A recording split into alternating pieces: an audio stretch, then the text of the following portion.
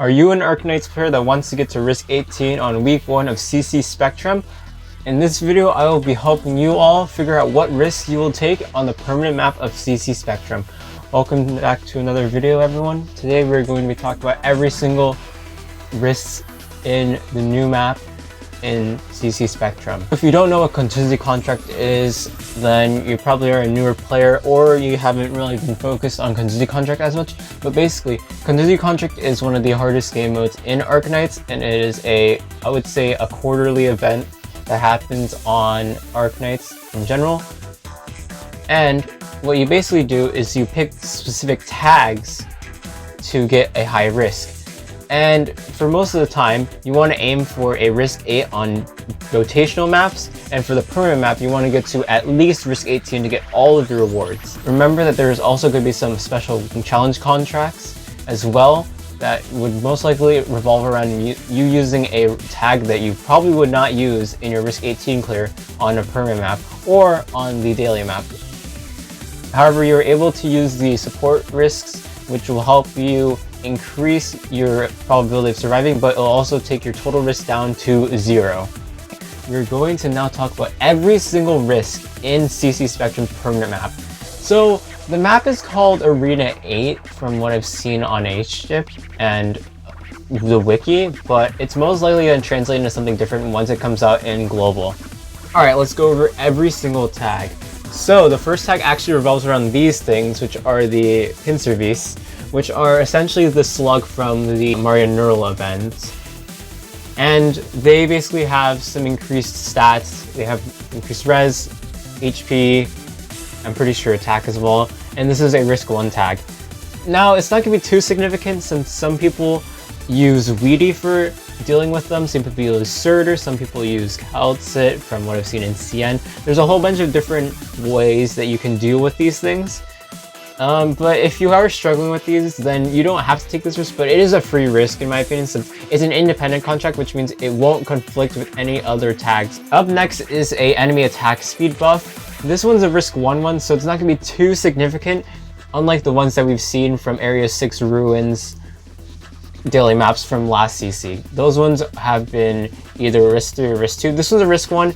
I think it's a 25% increase in their attack speed. It's not too significant, but it will make your operators more likely to get hurt a lot more. So when you have your HP down, which we will go over in a second, then it'll most likely be an issue.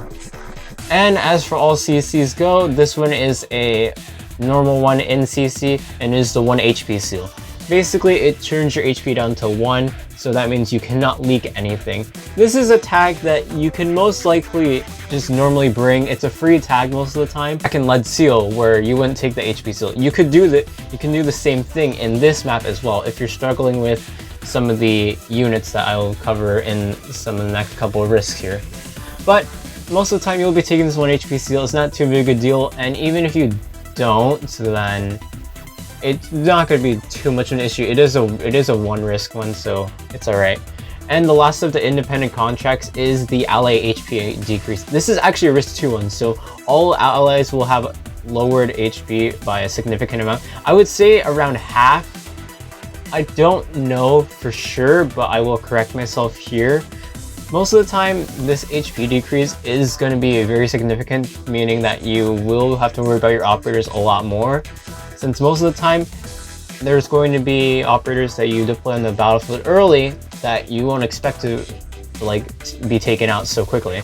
So just make sure to keep that in mind. This is the class cost and band tag.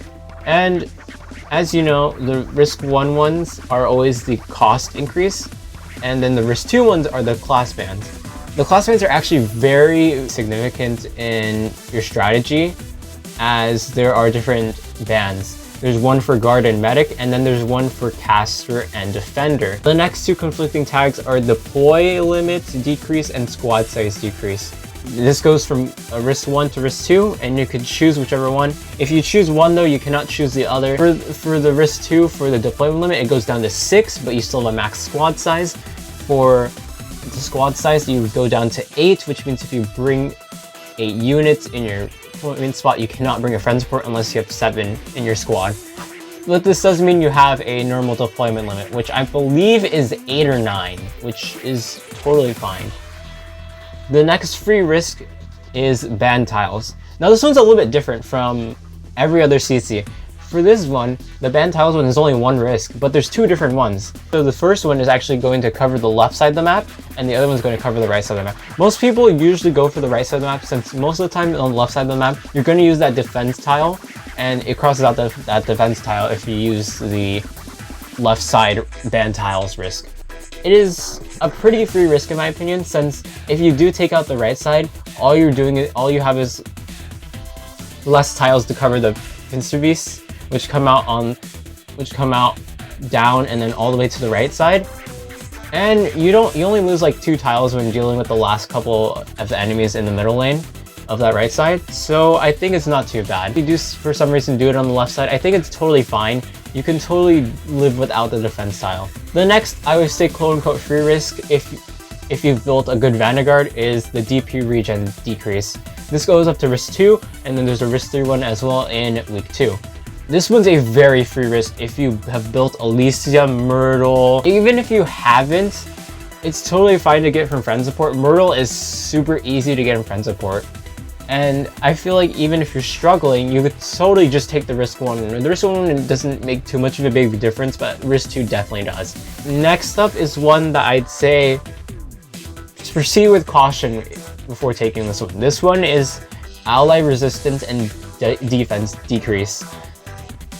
Just because your HP is already lowered from the independent contract, this one might be a little bit tougher to deal with, since most of your operators are going to be hit with physical damage, and then as well there's going to be some enemies that do massive amounts of arch damage as well.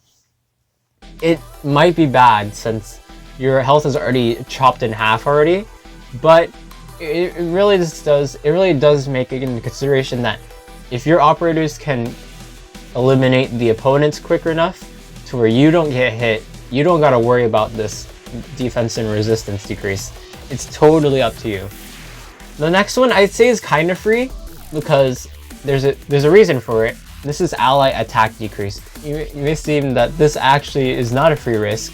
Well, I would disagree with that, because in this contingency contract in particular, enemy HP is not increased until week 2. So this ally attack decrease is not going to matter too much. I think that this is a really free risk to take. It's not going to be too significant, and even if you're struggling, you can even do it at risk 1, and it's only a 15% attack decrease, which is totally fine. And you can take this up to risk 3 even if you want to. I will skip the enemy HP increase one since that one is week 2 tag, and we don't talk about week 2 tags in this channel, nope. The next one is the enemy attack increase. Now this one's a little bit risky, again, because you have ally HP decrease, which most likely you're going to take since it's an independent contract. However, you can take this at risk 1 all the way up to risk 3, so you can choose your style on whether or not you want to take one or not.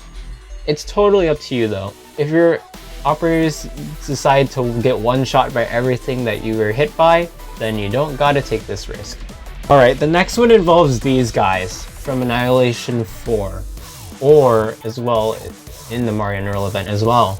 These are the nightclubs, and they have ranged attacks, and they do arch damage, and they have a second life. Remember that. You have to deal with 2 of these, 1 on each side, and they could actually ruin your run really badly. As well, the buffs make it so that they deal more attack and debuff quicker on your operators, because they will give your operators a attack debuff for a long period of time, even when they're eliminated. So just keep that in mind before taking these risks, and you can only go up to risk 2 anyway. So and it's a very significant change. So if you are having trouble with these guys, don't worry about taking this risk. Final risk is actually for the 2 bosses in this stage, and like the Mario Neural event, they are both present, and your playstyle changes with what risk you take. So there's this risk goes up to 1 to 3, and the risk 1 is a normal one, like the Mudrock and Big Bob tag from Lead Seal. However, this time you can either bring them out at the same time, and their abilities and their special abilities are increased by a lot. Or you can take them separately. They both are invisible, so you can't attack them with ranged operators until you block them. I think that this tag really heavily depends on how fast you can take care of these guys. Remember that most of the time they're going to be using that special ability. It really just depends on which operators you've built and if you can sweep it in time, or you can do a strat where you can eliminate both of them at the same time. It really just does depend, because they do have a lot of HP and they are a huge threat because they come out at the very end when most of your operators are already beaten up from the other enemies on the battlefield already. So yeah, with all these tags combined, you have a max risk of 26 on week 1. This is not possible in day 1 since you have to unlock some of these risk 3 tags. However, I think that this is a pretty nice set of tags to work with, and I can see this not being too bad for a lot of people. I can see definitely some tags that will be very difficult to manage. I believe to give a description on which ones to consider and which ones to be aware of. And yeah, as of now, we have no idea when Contingency Contract Operation Spectrum will come out to global. However, what we do know is that the Rainbow Six Siege event will be out tomorrow at 10 AM PST. Then I will be streaming, hopefully, because that event's going to be really fun. It has a whole co-op system. I will be streaming Annihilation 6 as well, just because I kind of wanted to show you what I've been prepping for that.